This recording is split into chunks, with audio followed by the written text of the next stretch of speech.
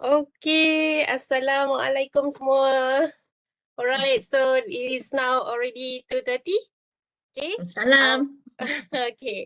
So our speaker is already here. Alright. So Assalamualaikum. Salam sejahtera, salam satu UITM.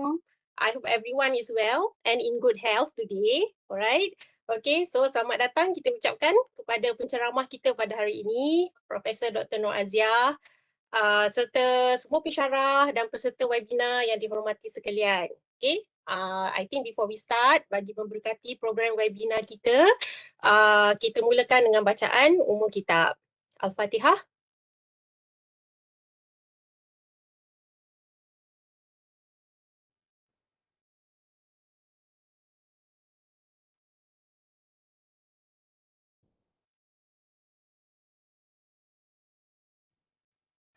Okey, amin, amin, ya Rabbal Alamin.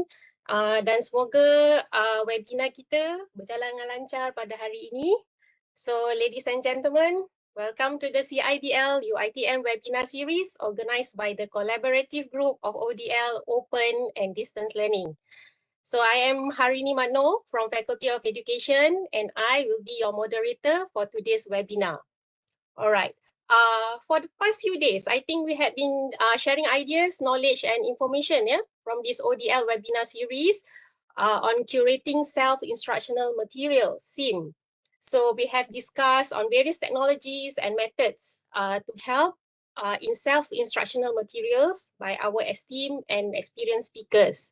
So today is our 4th day of the ODL webinar series. Thank you for still staying with us. All right, and today we bring an exciting topic on digital SIM, that is the printed materials. Okay, so before we begin, as a reminder to all participants, you can post your questions in the chat box for both WebEx and YouTube platforms. If you have any questions, all right, and inshallah at the end of the session, we will share and discuss selected questions with our speaker. All right. So as an introduction, okay, allow me to briefly introduce our speaker. Yeah, actually she needs no introduction, okay, but I am always amazed at her biodata and experience. So I am going to share with you some brief introduction of her anyway. All right. So Professor Nur Aziah Alias, the one and only, all right, is our professor at the Faculty of Education, all right, University Technology Mara, and currently also our Director of Academic Development, HEA UITM. All right. So she is a professor of teaching and learning with over 20 years of experience, yeah, and her efforts of advocating the use of technology and in supporting effective instructional activities, yeah. So her main field of interest, none other than instructional design and technology and ICT for development, yeah, focusing on how technology can cater to the learning needs of special learning groups, such as adult learners, senior citizens, learners with special needs, and marginalized learners in remote areas. She is also part of the committee of e-learning guidelines and Orange Playbook differentiated career pathway formulation higher education, MOHI. And in 2019, she was the recipient of Gold Award at Tech Leadership in Asia level. Actually placed our prof here as a leader in the use of instructional technology in Asia. All right, so without any further ado, Prof, the floor, or shall I say the platform is yours. Thank you, Dr. Harini, my sister. Okay, Bismillahirrahmanirrahim. Assalamualaikum warahmatullahi wabarakatuh. Can you hear me well, Dr. Rin? Boleh? Okay, I'm going to share my screen. All right. I hope you are seeing my screen right now.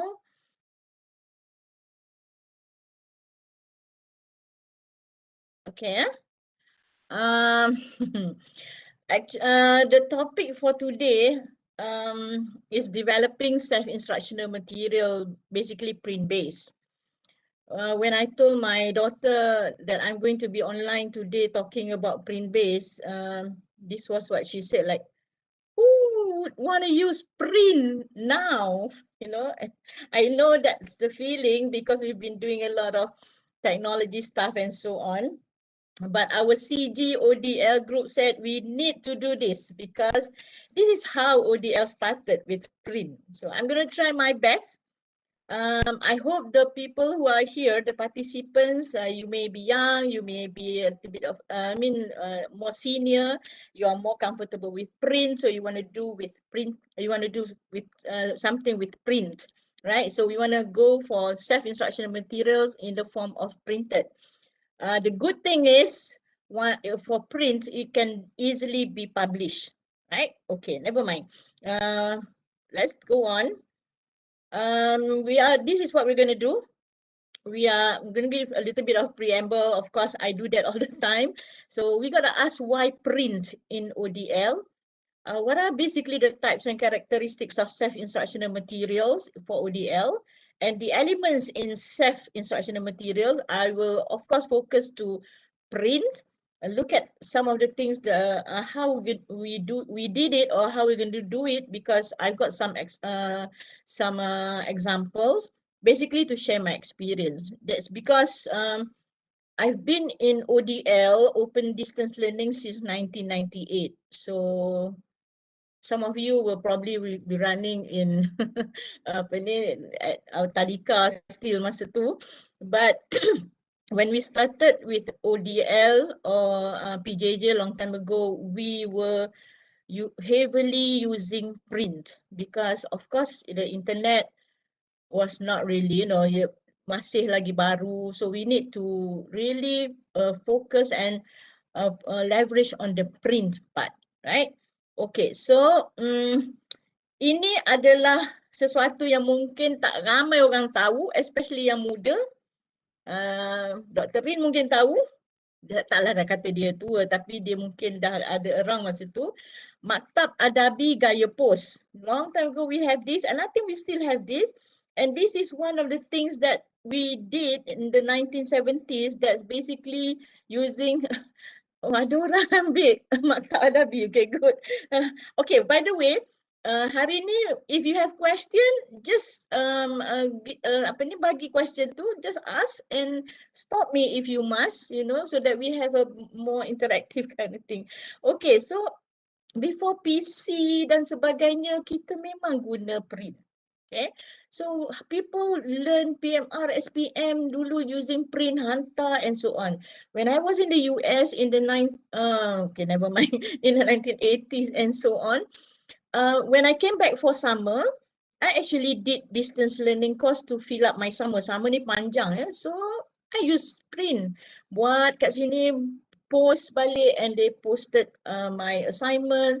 At the end of summer, I dapat grade and I got credit. So that's what we did long time ago. So bila kita tengok history ni, don't have to worry about the history, but I just want to show it's been there since 1728. We moved from print to radio to TV to learning management system. UITM actually, yang pentingnya nak tengok UITM tu. In 1990s, we started distance learning with print. Okay, so now we have gone beyond print. I mean, we should be proud of ourselves. We are doing a lot. Our future is now, orang kata apa, rich dengan elemen-elemen dan komponen yang insyaAllah bila up on cloud nanti dia akan jadi lebih laju dan lebih efisien. Okay, so bila dari segi technologies pula kita move daripada print to radio to video tadi, kita ada textbook, kita ada study guide, kita ada workbook.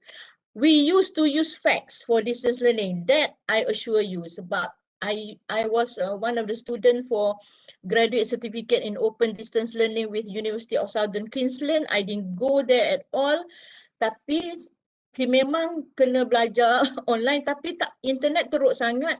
I had to call them to fax my assignment. So they actually fax to me. Tapi boleh belajar, right? And then radio, telephone, voicemail.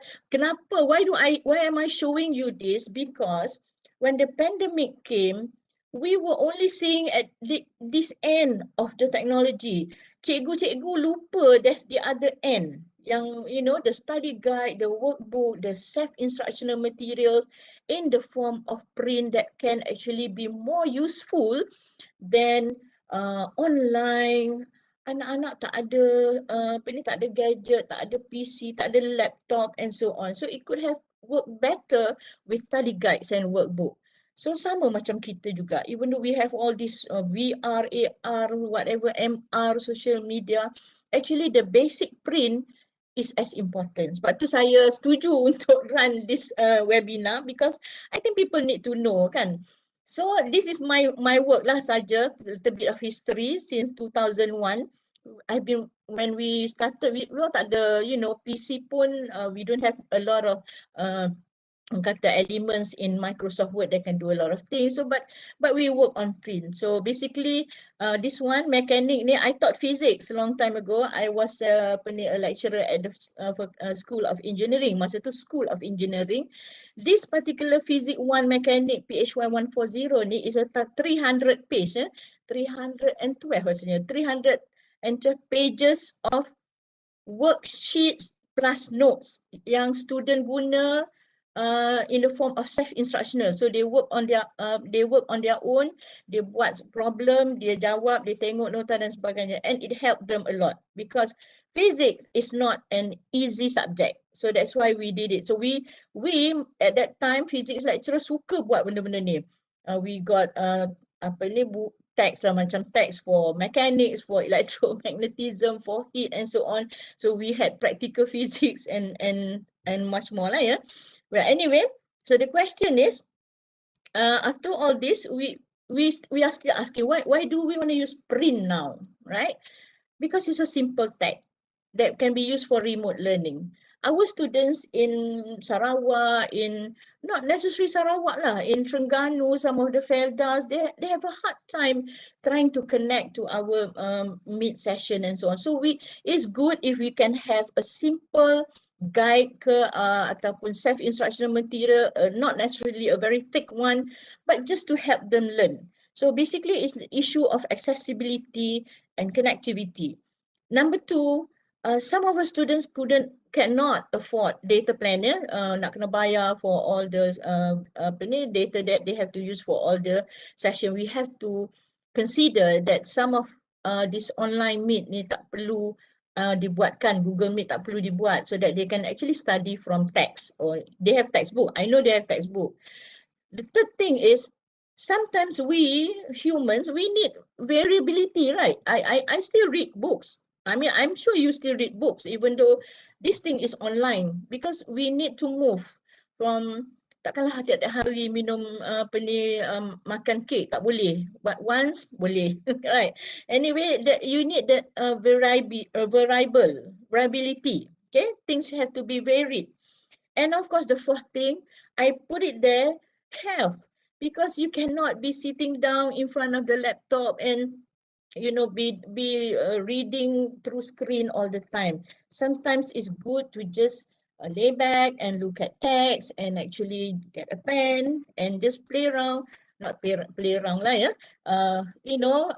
Learn from print. I know about health because all of us must agree lah kan. I saw one comment there, because it's been so difficult, not difficult, it's so taxing for us for the whole year being in front of the screen. So maybe we should try something a little bit simpler, and maybe it can work for some of our students as well. Okay, so we got lots of learning resources. The main thing is, at the moment kita nak address the diversity. Not all students can listen to you on mid-session and actually pay attention for all the 1 hour, 2 hour session.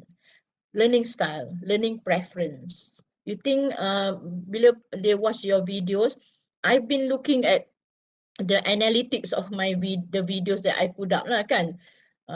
First 10 minutes, kalau engagement tu tinggi tu pun dah alhamdulillah, because you cannot engage people for too long. And sometimes prior experience, because experience, dia dah biasa dengan print, suddenly bukan print, dia dah biasa dengan kaedah belajar yang lain. We put them into situation that they have to adjust a lot, and then we need to give them this apa ni option. Okay, also prior skills in terms of technology as well. And some things are really difficult, so we will try to support with as many form of learning resources as we can, right? And of course learning levels lah, some yang simple tu tak apa, you can just buat a 2-minute video with some music, they can understand, but some cannot.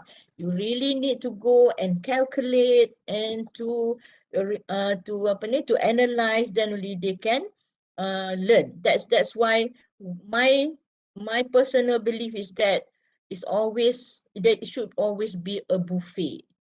Kita suka pergi buffet pasal apa? Sebab we get lots of choices, and that's what we should be giving our students. Okay, but I would also say, this is what I think, print. Okay, the good thing is if you're a good educator, you should be able, you have a good lecturer, if you're a good physics lecturer, I'm going to use physics lah because I was a physics lecturer before. If you're a good physics lecturer, you must be able to package not only the content, but how you teach, right? To motivate learning through a static medium. Kalau you boleh buat tu memang excellent. Okay, all this while kita videokan us teaching, right? So if you can do this, and students actually enjoy your printed self-instructional materials, that means you have done well. Okay, and with printed as well, you the opportunity to support learning is one, but you, like I said, you can also publish. So before this session, I sent a message to apa penerbit lah, Prof. Zaidi. I asked him, is it possible for penerbit to apa ni, to consider well developed, curated and developed self-instructional material, print based, and for publication.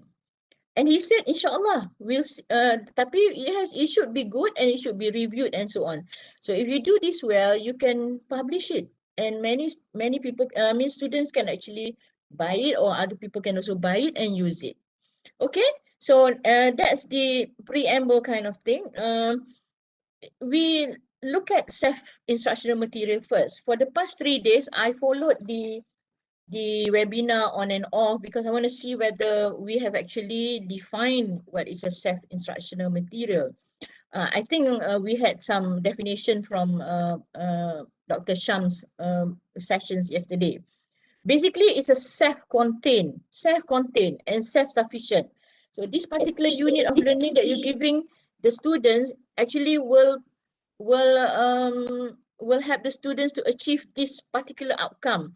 He or she does not need to go anywhere else. That's why we call it a self-instructional module, right? Or if you link, it's a different thing, but the emphasis is on the self. Right, the picture on the left is another one of our module in PJJ long time ago. We call it Pintar Belajar Yang Dikejar Tak Sukar. That was a study guide kind of thing, a study advice guide for PJJ. So that's another print-based module that we did. Okay, so when you look at the self-instruction material, number one, it has to be systematically designed because students are going to follow the print. They don't have you. They are around to tell them what to do. And then it is normally, I call it exhaustive, in a sense that once they are done with your self-instructional material, they actually learn something and they don't really need to go and find out some more, something is missing, or something like that. It supports self-paced learning. It promotes active control in a way because you can read and do it and then stop, and it's just like any other self-instructional material, even though it's some other material. It's portable when it comes to print, or even like students studying from a digital, normally it's portable lah. You can go anywhere and study, right? But for print, it is better because they don't need internet connection. Right, so let's say they want to go tepi tasik ke satu hari belajar, rather than duduk depan screen, they can use your printed self-instructional material. And of course, it support independent learning lah. Okay, so when it comes to print, this is the limitation of the session lah, yeah. We are going to talk about print type. You can have a complete module, you can have a study guide, or you can even have a workbook kind of thing. So in what you need to have in your self-instructional module, basically, of course, you need to provide information. Now we think print. So in that printed material, you have to find, you have to provide information. You will tell the student what is to be learned. You are going to give example. You are going to explain. You are going to give question. You are going to set learning task and activity. I bold that number 7 because linking learners, you can give the link, or you can have a live, orang kata hidup lah link tu. If the students are online, they can click and go. You allow learners to do self-assessment and you guide. That means you provide study advice. So you are going to say, wish, ni sama macam buat dalam kelas. Exactly. What you do in class, as you teach the student, you put it into the print-based material, the SIM, the printed SIM. So normally when you do printed SIM, you are going to write it in such a way, it's as if you are teaching. That's the main thing about self-instructional material. Okay, so if you're going to use it as a study guide, you got to think this is okay. This is not going to be the full module, but it's a learning tool. It's also a management tool because students can focus. Study guide means I have a textbook, right? And then the study guide will say, okay, go to page, read page 40 to 45, and then write down the main points or something like that. So it guides the student. So it helps the student to learn. It helps the student to manage, to focus on the main point, information on the subject, of course. And then it makes use of existing resources. So the study guide is easier to develop compared to a full module because you already have the text, right? So the study guide is an accompaniment, will accompany the text. And not only the text, you can have a study guide with journal articles if you are in the master's, higher level. Yeah? You can even use newspaper clippings, you can even use manuals, and if you give them audio and video, you can also use library materials, even resource person. See, a long time ago, when I I was actually, during that time, not many people did this self-instructional material. So we had the opportunity to go to Open University in the UK to learn how to do self-instructional material. So when I was there, I saw this particular course, nama course tu ialah perfumery, perfume. They thought, I don't know whether they still do it, they taught perfumery via ODL. Macam mana ajar perfumery via ODL? So they have a guide that guides the learner to macam mana cium, bau, and then buat nota. Actually, they do that. So it is quite interesting lah. People get credits for an open distance learning course on perfumery. Okay. Anyway, we don't have it anymore. Anyway, maybe, and it's also a guide to problem solving or answer book. Like in my case, physics susah. Physics needs a lot of exercise. So I did the workbook.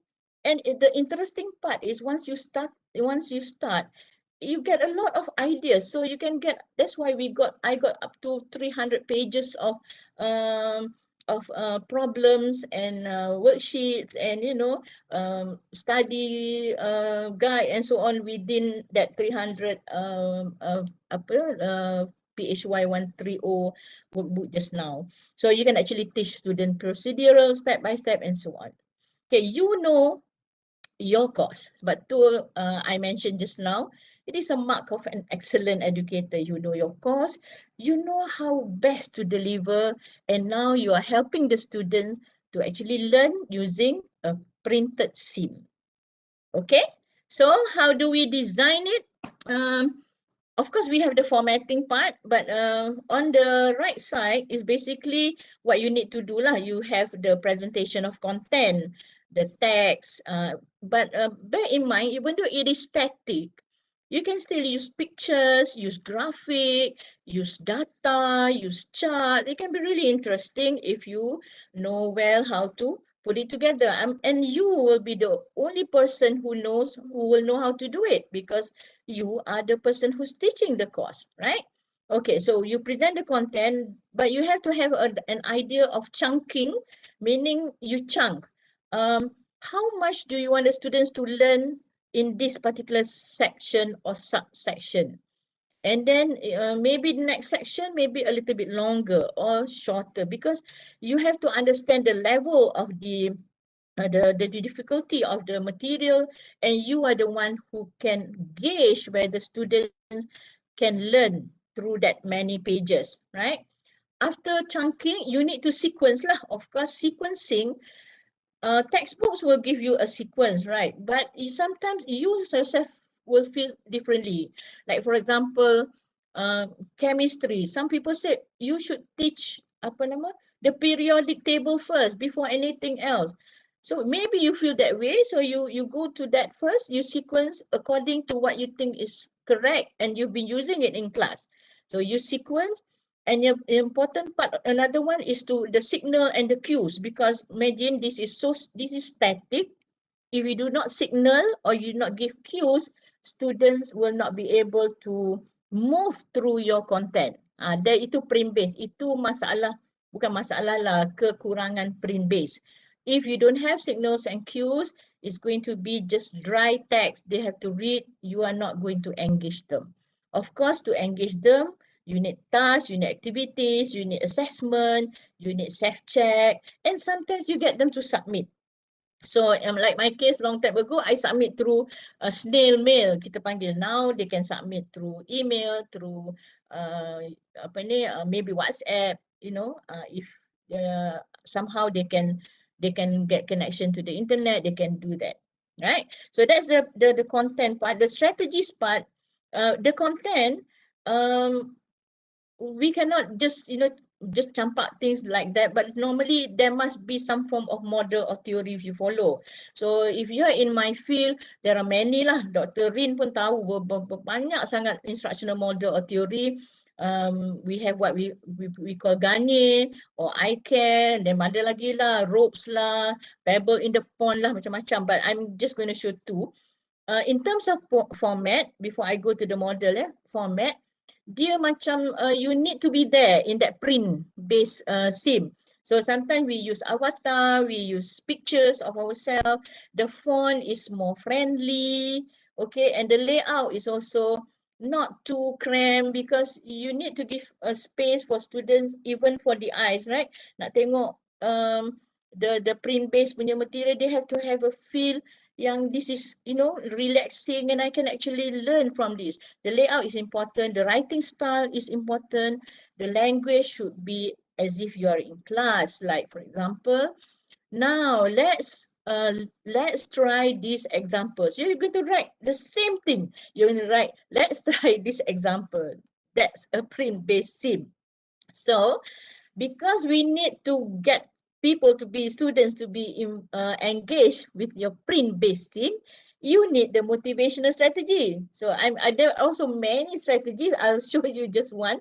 We call it the RCS strategy. It's from Keller. Don't worry about the theories, but basically when I show you in the next few slides, you will understand what I mean. Okay. So before the models, this is basically what we have. Normally we have this is probably the most important slide in this presentation. You need to have the title lah. Yeah. You need to have an introduction to your module or to your study guide, to your workbook. You need to have the outcomes. Of course, you have to have the outcomes. You have to put it down. at the end of this unit, you must be able to describe or whatever, yeah. And normally we put in the time allocation. One unit, 1.5 hours. We're going to put it there. And you need to have the advanced organizer. Advanced organizer means organize the students dari awal. So they can have you can have a table of content. That's an advanced organizer. But sometimes it is better graphical or in the form of visual. So I like to use maps, overview maps. You can use other things as well. Anyway, you should if the topic or the subject has a lot of terms that they need to understand, bring it out early and put it out, you know, the important terms, the definition. Then you put in the content. You must have task, activities and exercise. I'll show you example in a bit. You must have assessment, but assessment tend to be self-assessment, or you can have assessment that they have to submit. A long time ago, we developed self-instructional material with assessment that students will have to submit, and then kita buat pula macam ada perforated punya page tu. So dia boleh koyakkan, masuk dalam apa ni, sampul surat and hantar. We used to have that. Okay, but you don't need that now. I think at least students mesti ada some form of connectivity, low connectivity to the internet pun cukup, so that you can submit through email. Okay, and at the end you have to have summary, because you need to have the students to summarize or synthesize the key point, and then have a checklist. Itu basic dia, right? And dari segi style, like I said, it has to be conversational. We used to have scenes that started out, good morning, good day, everyone. Something like that. You will be studying this, in this, in the 3 units that will follow, something like that. This course is part of this program, and it will support this particular outcome, that kind of thing. So it's very light, it's simple, almost informal language. Tapi janganlah pula letak language yang nanti kang you all kena ban lah, no, don't do that. Use humor. You can have cartoon strip, you can have you know, that kind of thing. And then ARCS too, that motivational strategy too, you have to embed. I'll show you in a bit. And like I said, have the space for students to write, to calculate, to draw. So bila dia baca tu, dia pun boleh terus buat note, or and some of our students now suka highlight. My daughter suka highlight sampai satu page highlight. I pun don't know yang mana penting, yang mana tidak. But get them to be able to do that. And of course, you need to to strategize the pace. Okay, you cannot have it like, okay, they have to finish this, the time allocation 2 hours, but cram semua. You must understand the pace. So some good students will probably finish early ataupun finish in a short time. The less yang slow sikit lah, ya, they will finish in a longer time. Right? And then of course the signals, the cues, the access device, the icons should be in there. Printed pun boleh letak icon yang comel-comel. So, right? And of course you can have study advice. So let me just show some introductory elements dulu, ya. Oh hai, Puan Ernie is here. Dia memang baik dengan Keller and ARCS. Okay, you can actually letak your face if you want. One thing used to be, sometimes we used to have SIM, not in the form of a book. We used to have SIM in the form of a file macam ni. So every semester we change the pages, boleh. So you can have an introductory kind of thing, you know, I am macam ni, I put lah, I am Prof. Nur Azia Alias, your instructor. This SIM is prepared to assist you with the first part of the course. Then I bagilah all these things. This one normally almost always wajib lah kalau if it's for the student, apa ni, your student will get this kan. So if you can put it into the SIM, is also good, right? So dia ada rasa macam personal lah walaupun you are not there. So saja je lah letak gambar. Okay. Then before the start, you can put in some study advice. pardon the avatar yang saya cuba lukis tu, yang saya buat untuk diri saya tu, I don't look like that anyway, but I use it in some of my materials for the student. You give the study advice, tell them their role, tell them your role, tell them the time allocation, how to manage, and where to find support. So sometimes I have this, but this is not from my sim, but I do this because I think you have to spend some time understanding your student. So this was my master's students. So they were part-time students and they were already adult students. So I put up this particular paragraph, the role of the lecturer to facilitate, to support. Lepas tu beritahu dia support can come from the internet. You must learn to capitalize. Also, things like this, sometimes you think it's redundant or maybe tak apalah, but when the students read this, some of them actually it goes deeper than just reading it, because I know this one lady, after so many years after finishing the course, she came back to me and said, you remember that thing that you letak during our first class, this thing lah, so she printed it out and she tampal dekat dia punya bilik, and it motivated her to study, dia kata, because she's almost my age. When she was in my class, she was almost my age. Dia memang my age lah basically.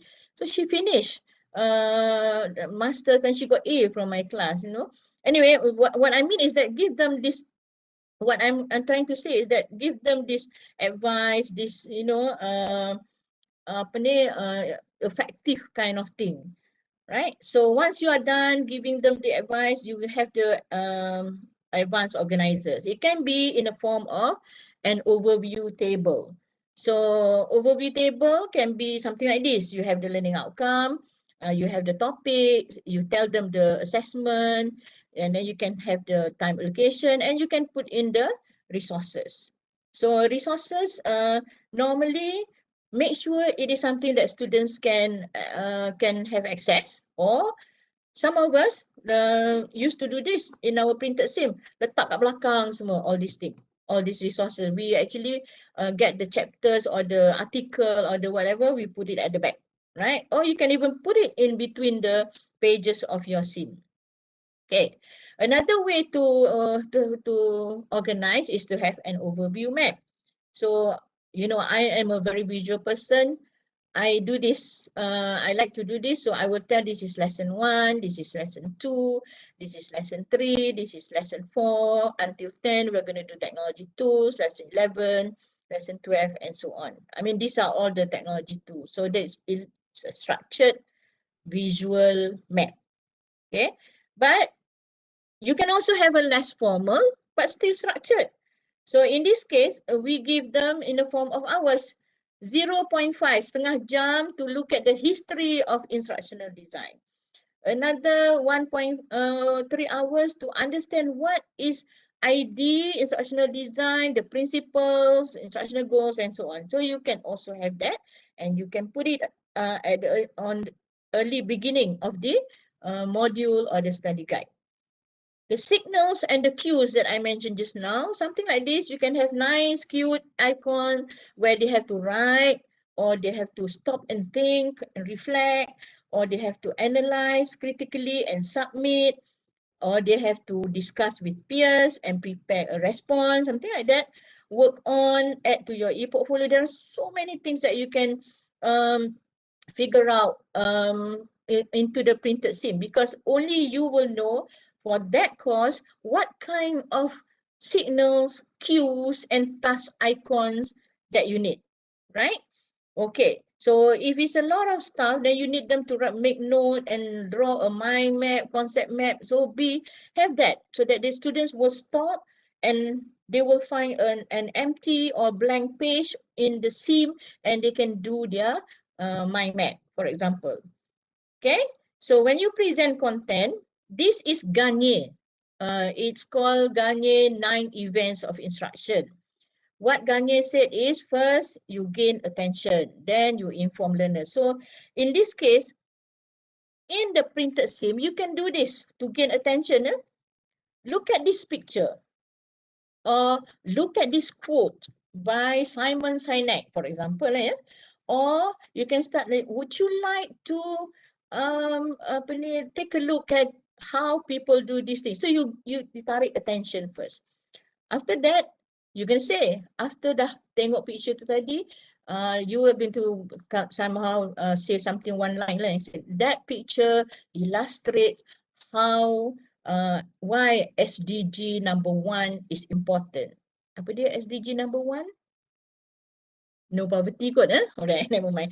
So, and then you tell them of the objective or the outcome. In this unit, we are going to, then you beritahu what you are going to learn, and you are going to tell them you should be able to then put in the outcome. That is Ganye number 3, step 3. Step 4 is to recall prior learning. Once you go to the next section, in the last section, we have discussed the definition used for this. Now, you want to go ahead, kan? So you pun present new, sorry, actually you should present new material. Sorry, my animation tak betul. This now is the theory, another theory, for example. After that, presenting the material, you have to guide. To understand this better, this is what you should, this is how we should apply it, for example, or try to think of a way to apply it at home, or to apply it at your workplace, or something like that, right? Then you give them a test or a task. Now you try, get them to perform something, and then you ask for feedback. How did you do? Because still printed, no worry, they're going to try it. And instead, how did you do? Because you can even have answers at the back so that they can check answers. If they check answers before they do the self-test or quiz, then it's up to them. Itu orang nak belajar kan, dia nak buat macam tu, dia buat lah. But if they really want to belajar, dia akan buat betul-betul and only check. Then you may say, how did you do? If you get maybe 5 out of 10, you may need to improve on this thing.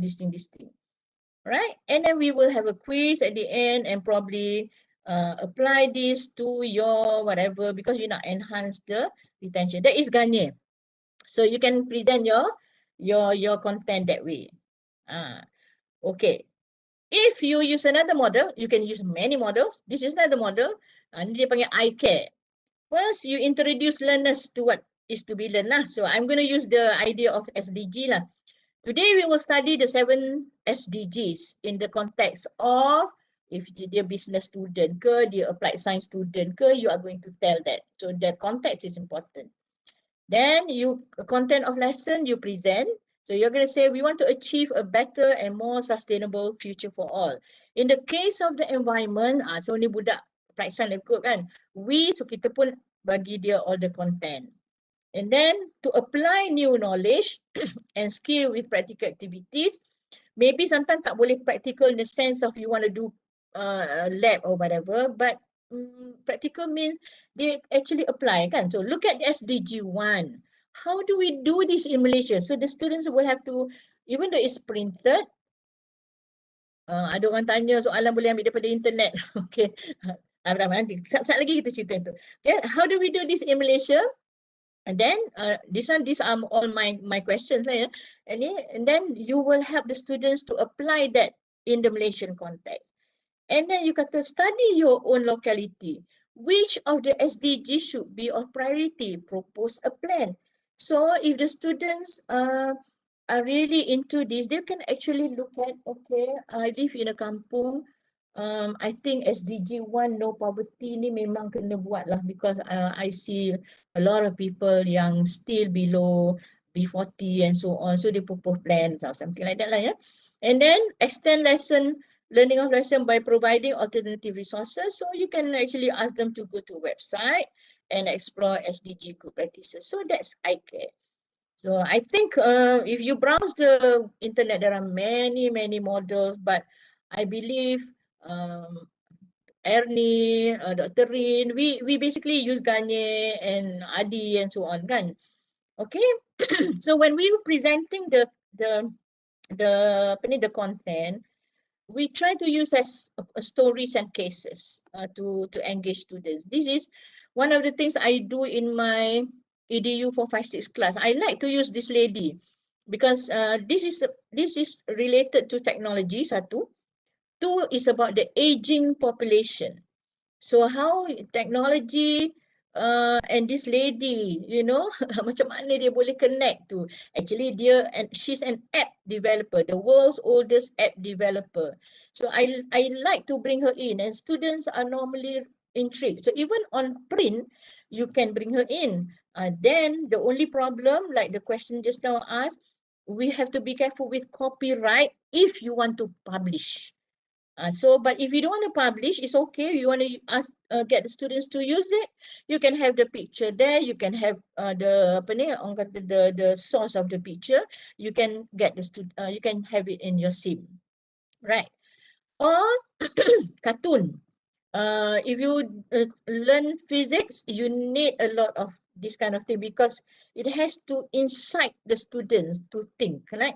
This is on Archimedes principle. It's a very simple cartoon. 3 orang bercakap, and you put it on your printed sim. You ask the students to just guess which one is right, who is right and who is wrong, or if they are all wrong, why. So students have to think, right? So it can go on printed sim very well. Okay. Or another one, even in language learning, the question is texting a conversation? And you have people macam ni, and you can get the student to masuk sini, what do you think? So you are this person now. So get the students to write down what they think, or even make this bubble a little bit bigger, and the students can write it down there. So if the students write it down there, kalau nak yang simple, dia pun snap a picture of that, send to you on WhatsApp. A simple task, but can be very meaningful and impactful. Okay. Alright. Excuse the gambar, but the power of pictures. Printed sim, dia punya kelebihan dia, the pictures yang input in there can actually get students to learn. So when I was teaching ethics, masa ni philosophy of science, I use a lot of pictures like this. So this was the early cyber cafe in China. So the question to the students was, what do you think of the ladies in the cyber cafe? Apa fungsi diorang, dan do you think it is ethical? So it's a picture, but you get students to discuss on their own, or they can even talk to their friends and they can write it down in a printed sim. Or teaching SDG, power of picture. This is a very well-known picture. Semua orang tahu kan gambar ni. It's Pulitzer Prize, Pulitzer apa prize, sorry, memang nama prize tu saya ingat. Tapi the photographer actually won a prize for this. So kita boleh guna ni untuk ajar SDG, Sustainable Development Goals. You know, the vulture was waiting for the child to die. That was how bad. So it can be very powerful, and it can actually incite students to work on your sim. You know, because you SDG ni now is in everybody's course patutnya, tapi I'm not sure the people in attending the webinar now from mana-mana bidang, saya tak sure. I'm just giving some idea je lah ya. Okay, so we come to ARCS, Keller ni. The main thing is Keller said you have to have attention, relevance, confidence and satisfaction. This is what he said lah. We have to have signposts, engage. But let me do this. What he did was they put it in a table. For example, attention. Don't worry about all this nampak macam very bukanlah this kind of terms ya. Tapi dia kata, for example, for attention, provide novelty and surprise. Present objective, inform students about learning and performance. So these are all basically you want attention, and students must feel yang dia belajar tu relevant. So relevant selalunya dia akan tengok dia punya keadaan, and dia kata, ini memang relevant lah. Macam tu. That's what you want. And dia mesti confident that, I'm learning something. And in the end, dia rasa the satisfaction. So Keller said, if you have all these four, you can actually engage learners. So how do we do it? Through sim. So for example, saya ambil dua. Perceptual arousal tadi, gain and maintain student attention by the use of surprising, uncertain, catchy events. So let's say I want to teach technology, I start with this pakcik teaching and everybody semua dah pengsan kat belakang tu. So I can ask the script there is, am I going too fast for you? So I can put down there. So is this still relevant, or are lecturers still teaching this way? Then why do you think so? So students mesti boleh jawab ataupun bagi idea. So the simple attention, it grabs the attention before I move into innovative technology, right? Okay, another one is variability. Maintain student interest by varying the elements of instruction. So, like I said, use pictures and stories, right? So, for example, bawa lah cerita. You know cerita Lion kan? Oh, semua ada Netflix. Tengoklah Lion kalau tak tengok lagi. But I brought this into my class last semester. Student about this saru. Saru dia sesat and then dia diambil sebagai anak angkat, and later dia guna Google Earth to find dia punya mak. So question dia, ask how did technology help Saru? It's a very simple question, tapi student kena kupas lah macam what happened to Saru dan sebagainya. It's a simple ni saja, tapi you can put it in your sim. And the next one is to stimulate information seeking behavior by posing, having them, answer questions and so on. So that can go into sim, right? So attention. Kalau relevant, let's say I want to talk about how technology increase attention retention rate, because I teach technology now. So I can use a simple graphic and say, let us look at this graphic. What about you? So when I say, what about you? I dah bawa relevance in. So that simple language will help. You know that familiarity, macam kita bercakap dengan dia.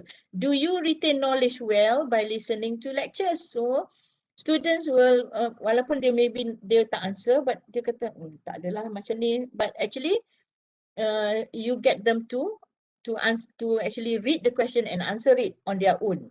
Okay, so you can have that. Relevance, confidence. You must get them to be aware of performance requirements and opportunities and feedback. So you can tell them, remember, you need to be able to apply integration by parts to the problem posted below before we move on to the next session. That's a math lecturer lah tu. Okay. And then you kata, kalau you may also want to try the problems in the stretch your mind section. So this particular sim, there is another section called stretch your mind, where you give them more problems so that they can try. Okay, and then you also give something like, so how did you do? Do not worry if you didn't get it right the first time. Let's try again. Remember to use the 4 steps. Yeah, you can do that in a printed sim that you don't want to publish lah. This is your sim for your student. So the students will actually feel confident after going through this. Boleh buat problem ni rupanya, dan boleh buat a more difficult problem, and dah faham dah 4 step tu. That's what confidence is. Satisfaction, normally you give them an opportunity to use that knowledge in a real or simulated setting. So macam ni, this is at the end of our course last semester, we gave them scenario based question, something like this. You're a lecturer at your ITM campus Jasin, students are at home due to COVID, they are allowed to go out, whatever, tapi you are teaching a Malaysian studies, you need to come up with a lesson to be delivered as ODL using ADI. So after all them learning the technology and what technology can do, which technology is fit for which outcome and so on, they have to propose. So it is not an easy question, but if they can do this, they can actually feel, oh, I got this lah. At the end of the semester, I understand ADI and what the technology that I should use, right? Okay, Dr. Rin, I have a few more minutes. Anyway, tasks and activities in frame-based sim, right? So you need to have the task, like I said, learning tasks, activities, because you need them to expose them to ideas, to typical example, right? To practice and so on. Then they need to do this task because they have to check their understanding as well and actively use the material. So you can have case studies, you can have a full-blown case study, or you can have a simple case study, a scenario kind of thing.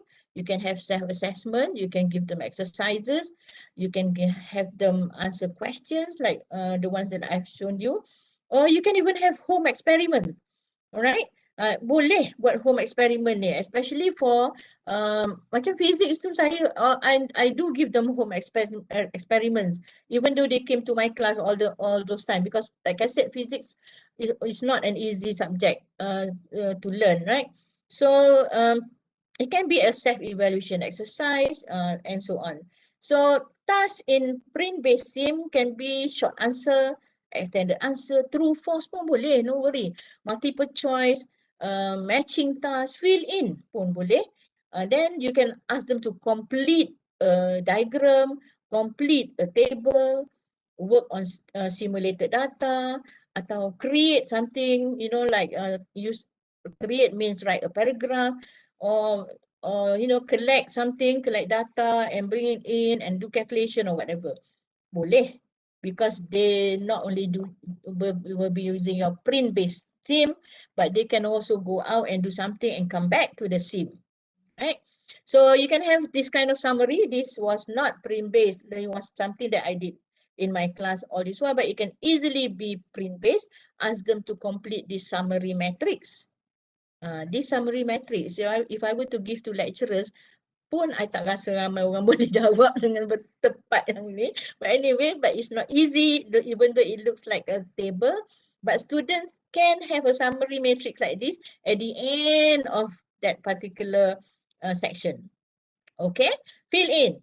I like this one because I get to guide the students.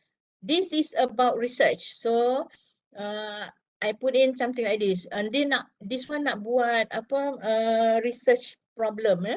I need to tell my reader that my general idea of investigation is, okay, let's say awareness of SDG among Malaysian students, higher education students.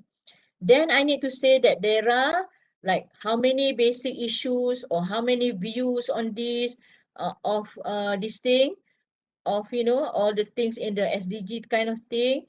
Then I will briefly describe whatever that you want to study, and then tell the reader that I'm not following these particular views.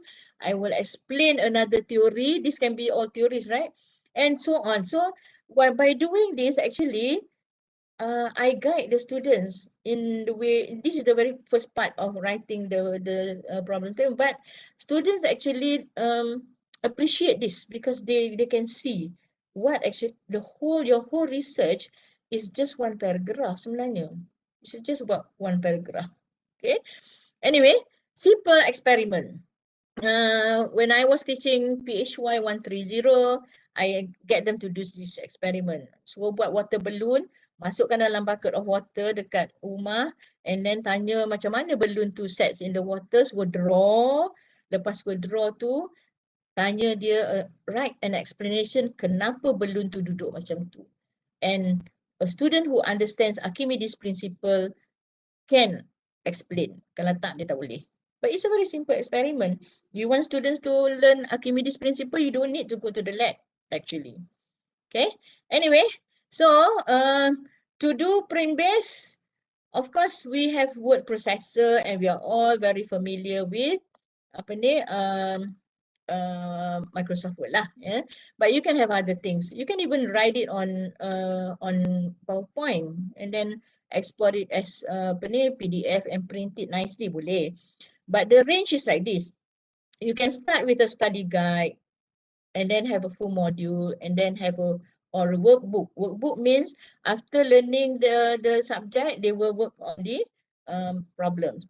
Or you can have and you can have dalam bentuk basic print.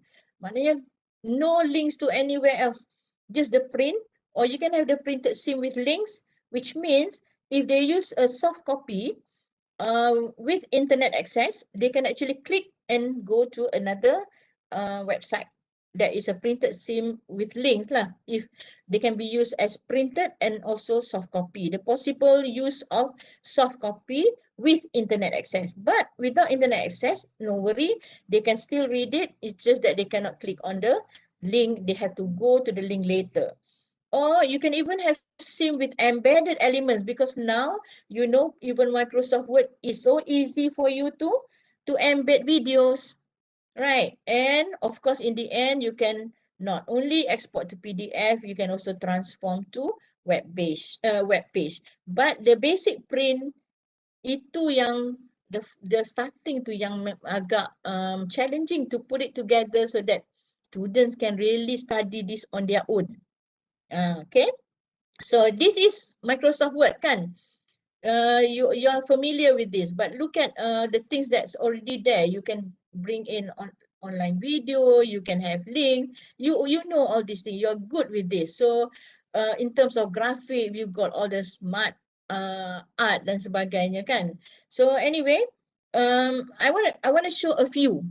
Okay, Dr. Rin, let me just try to show my themes from dulu, not dulu lah. Actually, I've been doing this for like how many years? 20 lah, yeah, 20 years. We used to do this for ARCS ni. We have this template. So you can, ni template bodoh saja, tapi you can use this. Unit 1, you masuk introduction, you ada outcome, you ada terminology, sorry. You have the map, and then you put the attention element here, and then you can put the heading, summary, activity, and so on. But that is just a template. So let me go to this study guide that I did this because mengajar philosophy of science is also a difficult subject. Philosophy of science, right? So philosophy of science, when I taught, I did this simple guide, but it's not as good lah because I did not have time to cantikkan. So this is the course punya information. That's the overview map, right? We can put in the course content and how many hours expected. We can do that. You have that. But because this is a study guide, this is important. You have to mention the text, of course, and of course the assessment of the course, and the relevant info, how they should participate, the term paper, the case presentation, and so on. That one is part of the early part of the study guide. And then you can have this, how to use this study guide. You can have all the icons, like I said, this icon taklah cantik, but you can have nicer one. Read, task, write your reflection, post in your Telegram group. Telegram group tu saya baru tambah, hari tu dulu kita guna post in the forum, right? And then references. Okay, so the lesson will be, like I said, you have an introduction, you got learning outcome, you got the overview map, but because studying philosophy is very difficult, so kita bagi tip. But you can do better by, you can have nice visuals on the tip. I wrote a lot, but the thing is, actually students read that apa ni tips. Then you can have your first reading assignment, because this is a study guide. You tell them to go to Discovering Philosophy, page 1 to 16, and Josh Neller, page 1 to 5, 11 to 13. And then you tarik apa main important things from the reading, and you ask them what do they think about Philia and Sophia, right? Intellectual love, goddess of wisdom, philosophy. Then you give additional contents, you get them to summarize, then you give them another reading assignment, you can give them questions, we got forum, you can summarize, you can give recommended readings lagi, and then you can have a checklist. In the end, you suruh dia tanya balik, can you define philosophy now? I mean, like, do you know Philia and Sophia? And then can you describe each field of the philosophy, the axiology, epistemology, kan, dan sebagainya, and so on. So it's a guide. All right. So the next one that I want to show is this one. I think this was like in 2011 or something. No, when I was teaching research method, pun a very difficult research method, not easy to teach actually. Okay, but it was during research method in primary education. It was for EPJJ. So you can start because this is from primary school. I put my niece punya gambar kat situ. Masa ni dah boleh letak link. Alright. So dah letak link, masuk student learning outcome, letak table of contents, dah easy to develop, dah create masa tu sebab Word dah bagi you the easy way of putting in table of content, right? So I didn't use overview map. I think ada kot. But then again, also we have time allocation, and then you go to section 1, introduction to educational research. I'm just going to show section 1. So we have the overview map, the learning outcome, then we can have what is research. So you can have scenario, a simple cerita lah. I want to buy a new mobile phone. I do research, asking friends and visiting mobile phone outlets. Is that a research? So you tanya balik student tu. In what ways does is the word research used in the course different from that research? That kind of thing lah. So and then you have the space for them to write, the definition you bagi. Again, I have links. And then apa lagi ya?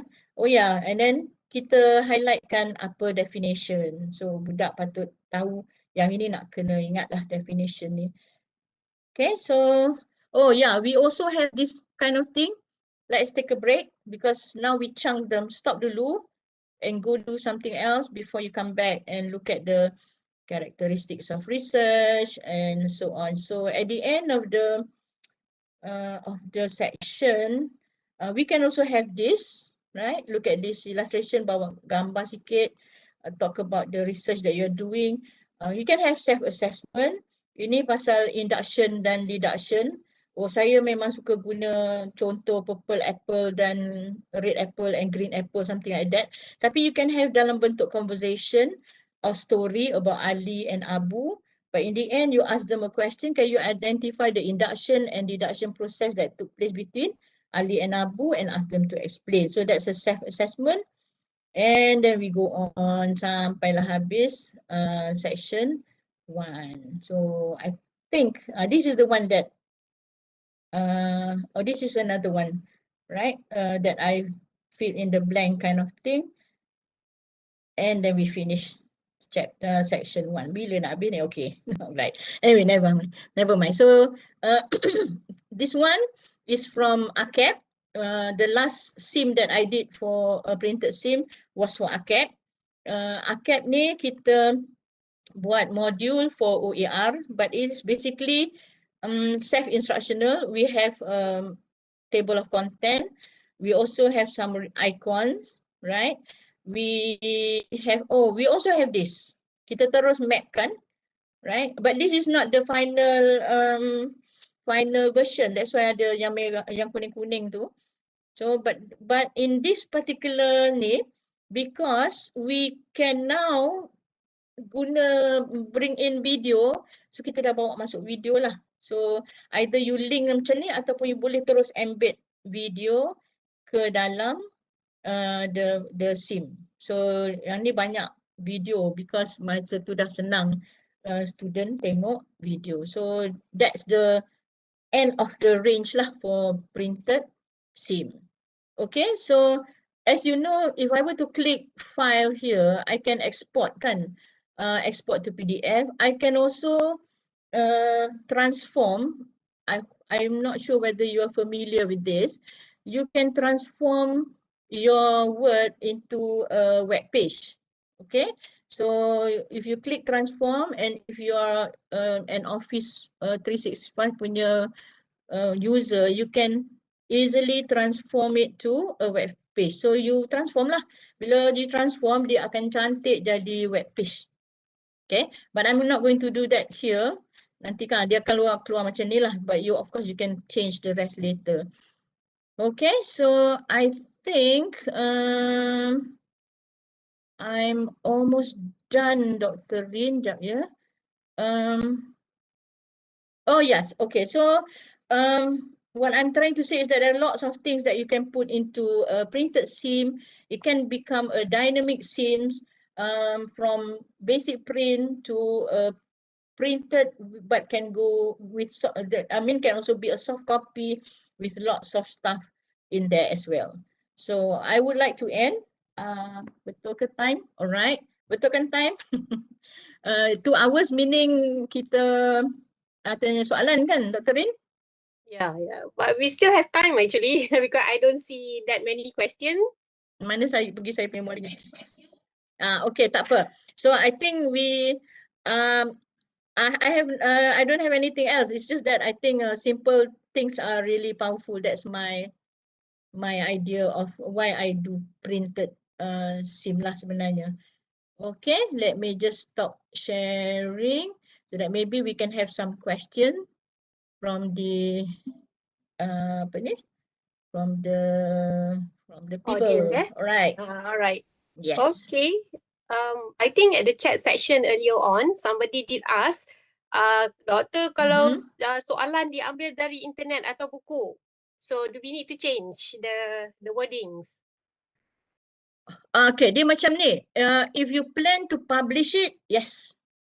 But if you plan to just use it in your class, you can use it lah. Tapi I would suggest, because you're a lecturer kan, you ubahlah sikit supaya tak ada isu. Tapi kalau I would suggest kalau you buat printed ni, think that in the end nanti bila dia dah cantik, you can actually print it. So you may want to use your own apa ni ayat, your own picture, so that in the end you hantar ke penerbit, dia tak ada isu, dah boleh terus print.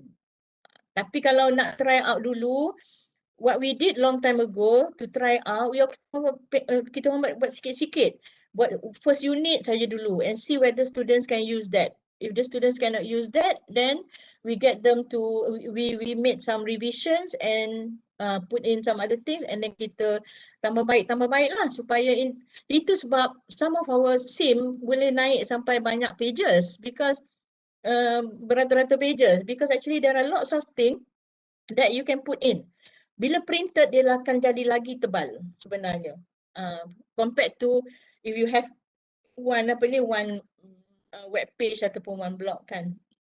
Okay, so I would suggest kita tukar-tukarlah ayat tu, dan sebaiknya guna je lah ayat sendiri dalam our sim. That would be better lah. So Okay, it's did I better that answer we that use question? our own words, right? Yeah, because we want to think that when we do the printed sim, is just like bringing ourselves who's teaching in the classroom into that particular sim kan. So that's why we have that. Okay, let's take a break. Do you have apa ni? Macam kita tanya kan, good morning, kita cakap good day. It's just like us being there. That's why the language normally bukan language yang formal. Right? Yeah. Okay. Okay, and then I think Puan Ernie mentioned that, Garnier and ARCS model actually has been applied for our UiTM MOOC and micro-credential development guidelines. So I think Okay. that was a very good sharing, and I think it can be applied to other instructional materials as well. And we have a question, I think. Anyway, I believe that all these theories, memang we should know some basic theories. So no matter what kind of materials that we are developing, basically itulah teori dia yang kita guna, whether printed ke ataupun digital and so on. Okay. Question from Dr. Sufyan. Yeah. So Any Dr. specific? Yep. Teruskan Dr. Rin, sorry. Okay, Iria, all right. Okay, so from Dr. Sufiania, Prof, any specific number of pages that you would consider effective for undergrad to appreciate actually reading it without feeling too overwhelming, too thick or too much? I would say number one depends on your course. I think kalau physics tu tak boleh panjang-panjang sangat. You need to put you need to insert a break somewhere lah before you move to the next section, ataupun you have to break it up really into smaller chunks. But some courses they don't need that, they can go on longer. Undergrad, I don't know. Saya ni sebenarnya dah tua, so saya tak tahu lah orang muda-muda sekarang ni sanggup ke baca banyak-banyak. Anyway, I would say it cannot be more than berapa ya? For one particular unit, it should be less than 10 pages for one particular unit.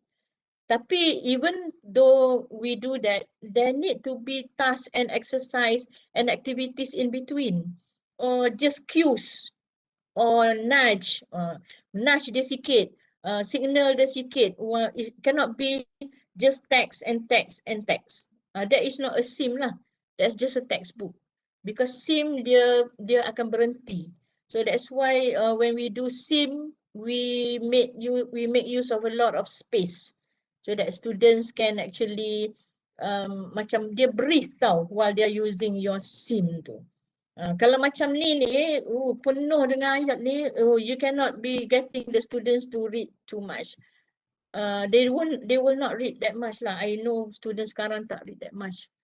So I would say that lah. But in my course now yang sekarang, I can go longer I think because innovative technology is not that heavy. In fact, it's interesting. If we were to put it into pages, they can read a lot. That's why they can read about Masako. They can read about Saru. That kind of when it's stories lagi dia boleh read. Dia tak ada isu kat situ budak-budak ni. The theory part yang will come in a bit overwhelming if it's too much. So theory pun I would say if it's very difficult, we go to about 3 to 5 pages of theory and then put a stop and do something and then just go back and then come back later, something like that lah. And I think the use of visuals will help, right? Yes. Yeah. Not too much of writing. Yes. But not to lose the the essence of the theory lah. Kadang-kadang bila kita translate into visual, it's our visual. We may lose some of the orang kata lost in translation kind of thing, right? But if you're a good lecturer, that's why I kata bila kita buat printed sim ni, kalau menjadi, it is a mark of an excellent lecturer because you understand this course, you understand the subject, you can actually map out for your student. And if you can do that well, that will be bagus lah, perfect. Tu. Sebab tu visual boleh pun lah, tapi memang kena betul lah. Okay. All right. There's another question from Ahmad Marzuki. Prof, what are your strategy for the sim writing process to be written in by many writers to maintain the sim's flavor, style of writing? So is it better to write individually? Okay. Actually, it's good to write together, but you are right. Memang akan hilang dia punya the style of writing tu orang boleh nampak lah the difference, right? But normally we will have someone who will play the role of editor and custodian of the whole sim kind of thing. So normally we have one thing, we must agree on the structure dulu, the template tadi tu. What are you going to put here and so on and so on. And then that editor will have to read throughout and see how our flavor, our language writing style to differ to too much ke atau tidak. That was what happened with our ACAT punya module. Because Prof Amin dia lain sikit, Prof Arwah Prof Hanafi lain sikit and saya lain sikit. But in the end, I think we managed to kind of put together bunyi macam datang daripada seorang, not so many. Tapi the editing part tu very important. That person yang baca last. And in our case, it was Prof Amin. He read the whole thing and make sure that there are the flow from one section to one section. To write individually, okay, but our issue sekarang ni in UiTM or in many universities is probably time. If you have time, go ahead. Sometimes it's better individually because you know why? You teach something, you notice something. So you put it on paper. And then you go to the next lesson, you notice a different thing. So you put it on, nampak tak? You are building up your strategies and your experience from teaching that subject into the printed sim. So in that case, it would be good if you're doing alone. I did the research method thing on my own, seorang-seorang. But when it comes to the ACAD punya module, we did berapa tadi? 5 of us, right? So it is really strategi dia memang dari segi ni lah, memang kena ada reviewer dengan editor lah if you want to write together. We just apa orang kata bukan highlight, kita push for collaborative kan. Collaborative, doing things collaboratively. So you may want to do it collaboratively because you kan dapat hasil dia cepat. You can make use of time better if you do it together. Especially 10 orang kot mengajar course tu. Dan 10 orang dah mengajar banyak tahun. Semua dah ada experience dia masing-masing. Dalam 10 orang tu, salah seorang ni terror sangat bahagian yang pertama. The second person pandai sangat bahagian yang kedua. So you can actually divide, tapi have a pre-writing workshop kind of thing. Everybody understands the language style and whatever you call it, flavor. Try to adhere to that. I think it can work well. Itu saya punya advice lah. Tapi dah lama tak menulis ni sebenarnya.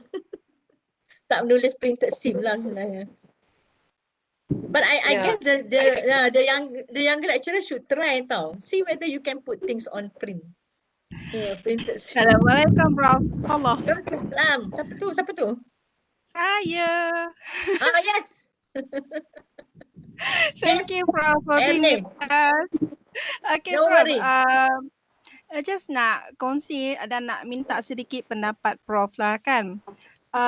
Okay, dia sebenarnya macam saya mungkin orang tahu I go for the low tech for the ODL teaching. Saya memang obsessed dengan Telegram.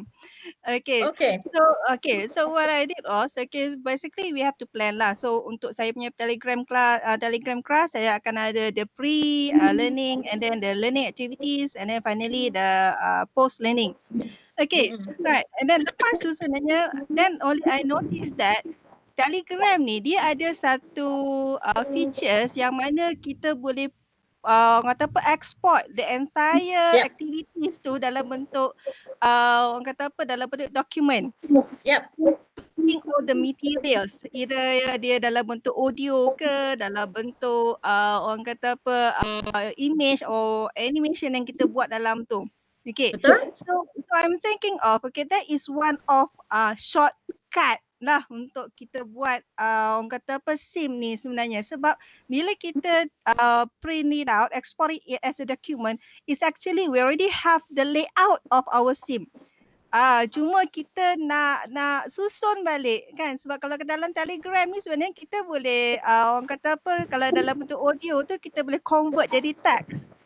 Even dalam Telegram pun kita tak adalah nak orang kata apa ayat yang ataupun official. Kita kan ada dia some sort of macam kita bersembang dengan student. So that is what we want to have in Sims, right? Betul tak, Prof? I think that's an excellent idea. Not only Telegram, WhatsApp pun boleh export. Padlet pun boleh export. Semuanya yang boleh export ni sebenarnya tapi Padlet I have not tried Padlet into Word document lah, tapi semuanya boleh. So as you can see what you've done in the semester dalam Telegram, it can be like berapa puluh pages, Ernie, have you tried? I exported my Padlet, dia jadi 60 pages tau, 50 something pages. So that's as much work that we did for the semester, and for next semester actually you boleh use the same. So you just structurekan dia. Betul, dah termasuk dalam macam aktiviti, sebab aktiviti kita bagi dia question and answer kan, dalam Telegram kan kita boleh buat soalan apa semua kan, so everything will be included bila kita export the as document tu. So sebab tu saya memang so into this printed SIM ni, walaupun orang kata kau ni dah kenapa kan, soalan yang pertama. So tak nampak. So this is orang kata apa, ini adalah kaedah paling mudah sebenarnya kita nak bantu pelajar yang ada masalah internet connection. And then yang juga bagi pensyarah yang kata 14 minggu tu tak cukup untuk dia cover semua syllabus. Yeah. So Okay, Prof? let's say last semester you had that telegram kan, and then you chat it. You export the chat and then you put it into a SIM. So next semester you can use that SIM with the next group. Betul tak? Ini. So and then you boleh tengok macam mana student sebenarnya dah ada guide dengan telegram tu dengan juga your SIM. So lama-lama dia akan jadi lebih baik dan lebih baik dan lebih baik. So in the end bolehlah publish nicely. Itulah kita punya shortcut lah kata, kalau kata sebab nak start from zero, nak fikir ayat yang pertama tu lah yang akan orang kata apa, alamak susah kan. So saya terfikir, so benda dah ada kan, so why don't we just use whatever we already have, okay, and then nanti kita beautify kan dia je. Yang itu maksud dia. Ya betul. Tapi ayat yang pertama dalam printed SIM ni dia senang sebenarnya. Dia macam ni. Bila masuk kelas, what do you all say to the student? Assalamualaikum, how are you this morning? Is everything okay? You can even do that, and then you can okay. Our topic this week will be we're going to look at how people manage technology in the classroom. So that ayat, our topic this week is whatever tu, itu dah boleh jadi ayat dalam intro dalam SIM. So you imagine yourself teaching and you put it on a print, put it into print, itu dia printed SIM. So budak baca, dia macam baca dengar you bercakap, lepas tu you kata, okay, now turn to page ataupun look at the slide number 2 and look give me an example of something. So you pun tulis macam tu. That's why it should be easier than writing a full-blown text slide. Macam ni lah, saya duk tunjuk buku ni. Betul. Ayat dia lebih casual lah kan, Prof? Maksud dia. Yes. Okay. So Terima kasih, Prof. So, yeah, you can try with maybe just a few pages dulu. Tak perlulah buat sampai 200-300 page of module.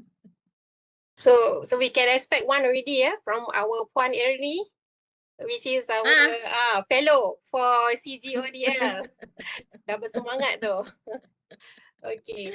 So Prof, okay lah, I nak tanya question lah. Alright, since we are talking on printed materials, alright, what do you think, what is your opinion about some simplified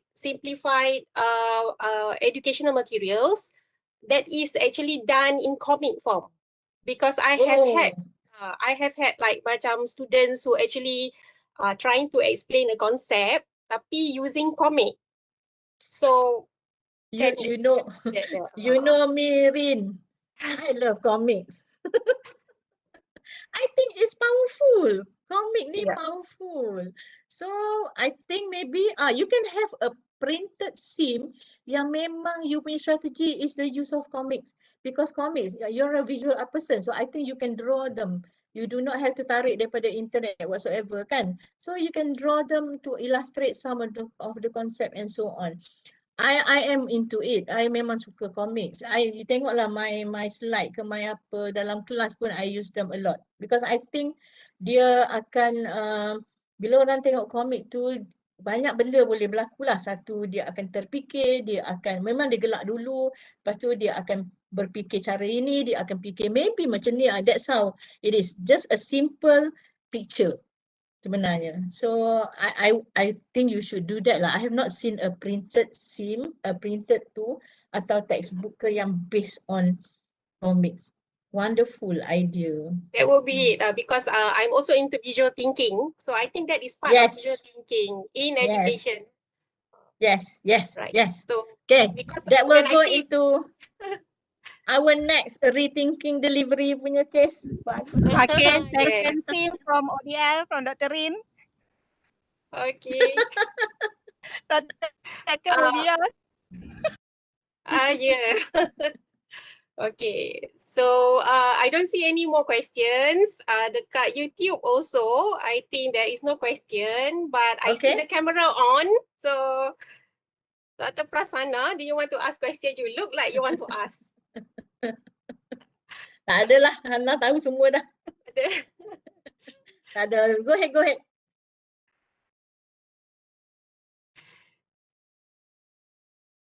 Dr. Mute. Prasanna is muted. You are muted. Dr. Prasanna muted. Yes. Okay. Sorry for that. Okay, as you know, I'm more to tag-based compared to printed. So just want to ask your opinion. Have you tried using during this ODL that anyone printed SIM, how it works? Any feedback? You asking me ke?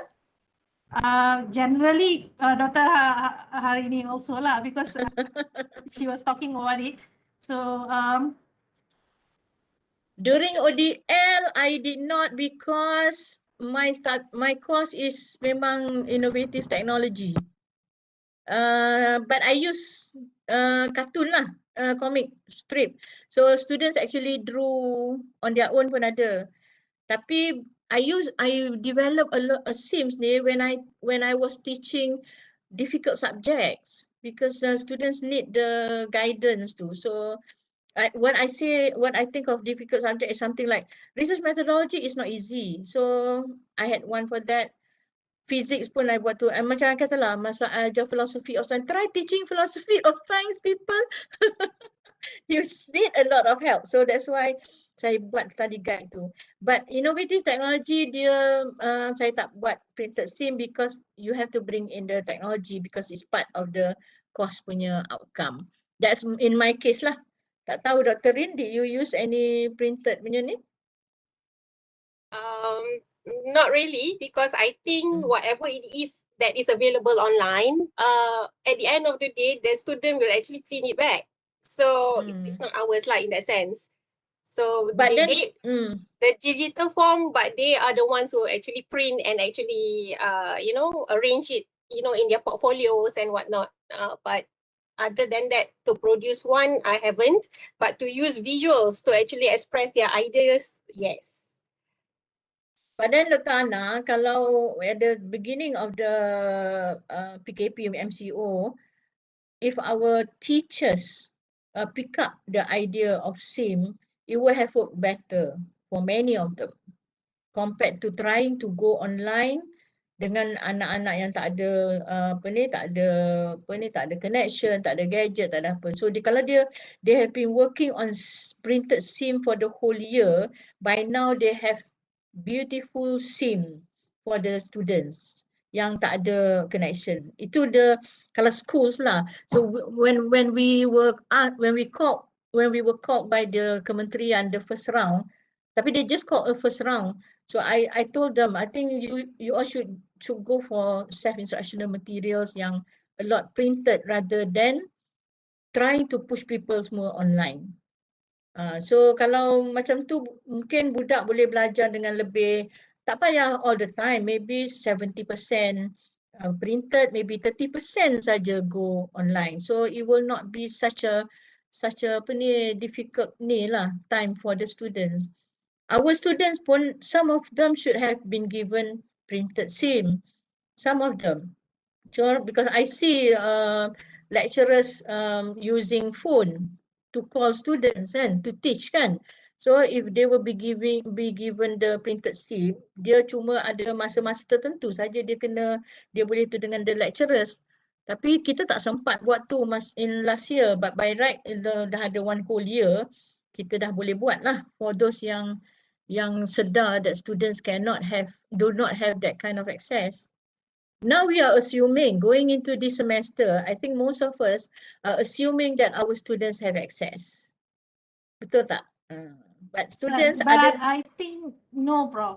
There will be some, yes, without access. Because we have 14% still students yang yang ada problem. So maybe they are back on campus. But there are a few, like for example, T-Rec academic from Johor said one student lah, dia mention the indigenous ya, orang asal, dia tak nak balik campus. Tapi dia tak ada connection. So dia sanggup je pada hari-hari itu, dia sanggup keluar berkilo-kilometer tu just to do that. So maybe we can help her with printed SIM maybe. I'm not sure lah. Very interesting, Prof. Thanks for the sharing. All right, okay. Okay, so any other questions from the audience, participants?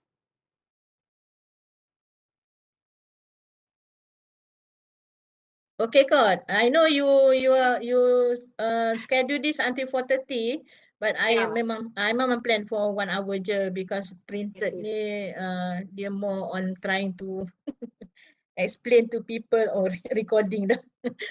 Apa ni, to explain to people that you can actually do printed and it can be as good as technology based punya material. Itu Prof, saja. it's actually printed SIM ni is the base it's actually for SIM. Yes. Okay, so Yes. basically we already have the video SIM, and then we have podcast, okay, the audio, the video, and then yesterday we have Dr. Shamshul talking about internet resources, and then tomorrow we have Dr. Rin, okay, talking about courseware and also OER.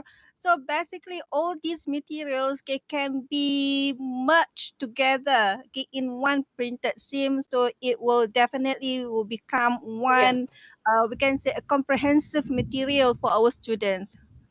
Do you agree with that, Prof? Yes.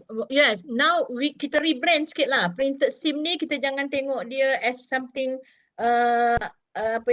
isolated from the rest. They actually can hold it can hold the rest together because students can have a guide. So you may want to develop a printed guide.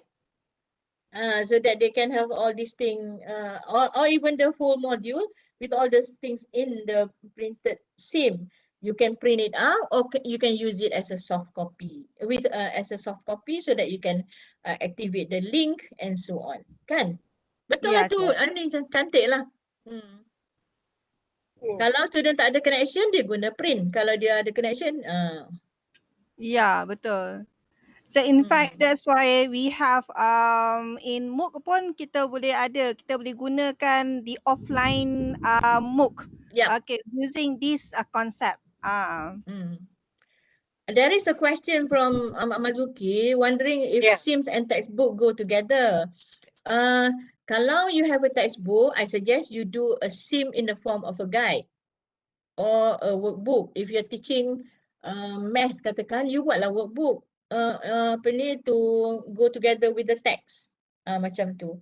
Kalau you nak buat SIM tu fully without textbook tu boleh juga guna, tapi you nak buat a full SIM, boleh, tapi dia banyak sikit kerja lah, sedangkan you nak suruh budak baca juga textbook tu kan. Kalau dia ni lah, kalau kata apa yang textbook yang wajib tu, kalau yang recommended tak apa. So either way it's up to you to find the best way for the student based also on your course and the actual outcome pada untuk section dan unit tersebut. Yeah, and I suppose the way it's written in textbook and for our SIMs is also different, right? But I noticed betul, but I noticed now textbook pun dah pandai sikit. Dia dah banyak dah, bukan dah pandai sikit, dia dah pandai. Dah banyak dah all those guides and signals and cues kind of thing. If you look at, I think Pearson ke McGraw ke. Pearson banyak. So dia pun dah pick up. So you look at the textbook that you are getting, macam if I were to use this textbook with my student second semester student, kalau budak visual art taknya baca lah buku ni Rin, memang tak dia baca. So that means I have to extract it in the form of a simpler SIM before they can actually read. Bukan read lah, dia digest well. Dia tak baca lah panjang-panjang tu. Dia depend. So having said that, Prof, I think it gives us more reason actually for us to come up with our own SIM, because not all the available materials out there actually caters for our student learning style. So I think it's Exactly. timely that you write for your students, create your own SIMs, right? Yeah, write it well, and then kita kejar Prof Zaidi. Yeah. Minta dia print. ISEP pun boleh print tu, ISEP senyum je. No, actually ISEP used to develop many self-instructional materials in the year 2000 and so on, because that was when I was there kan. So we develop banyak self-instructional material. Masa tu tak ada teks, and technology tak macam sekarang. So I think we like Ernie said, we think of it as in a different way, and we have a different approach lah to printed SIM now. Good idea. Yeah. Okay, so any more questions? No. Okay, Tak Prof, ada. as Yeah. usual, always enjoyable to sit in your session. Thank you. Siapa tu? Siti Marina. Thank you so much for Yes, spending actually, time. it brings back memory actually, when we were writing modules dulu for EPJJ. So whatever you mentioned to the study guide and whatnot, it triggers memories lah. How it was difficult. There were 13 of us writing one module, remember?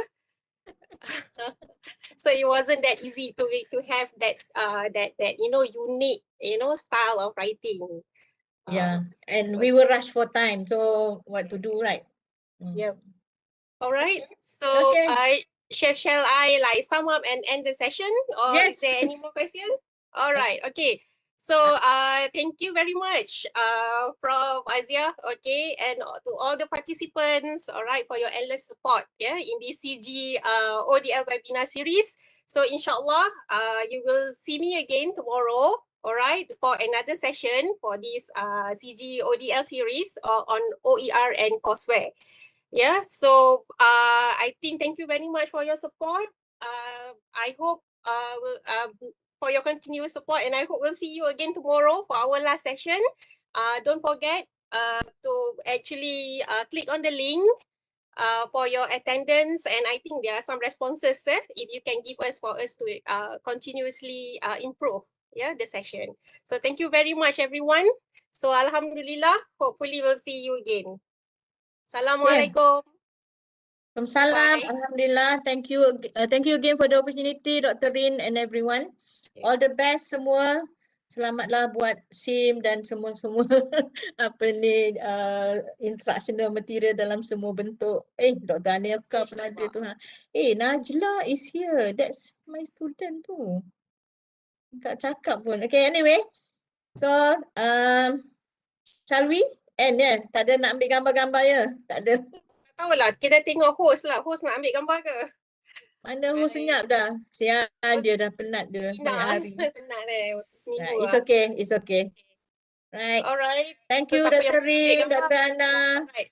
Okay, Dr. Alhamdulillah. Din. Thank you very much, Alright. Prof. Bye. Nice to Okay, see bye. everyone. Assalamualaikum warahmatullahi Thank you, wabarakatuh. Prof. Najla. Thank you, Dr. Harini. Najla. I know you. How are you? Thank you for the sharing, Prof. I'm doing good here. Yeah, where are you? You're at Terengganu at the moment. Yeah. But I am Sorry having my lunch because... Sorry, Prof? Tak, sorry cakap pada yang lain tu. Ini jejak kasih jap. So you're in Terengganu? Yes, at the moment you're at Terengganu. Okay, so you're actually your ITM lecturer lah ya? Oh yeah, I saw your name masa kita minta research tu punya dulu. Yes. Okay, thank you, Prof. Alright, all the best to you. Thank you. Assalamualaikum. Salam. Ada Dr. Din kita rupanya. Kekal pendengar, kekal. Dah lah Dr. Din. Bye. Bye-bye.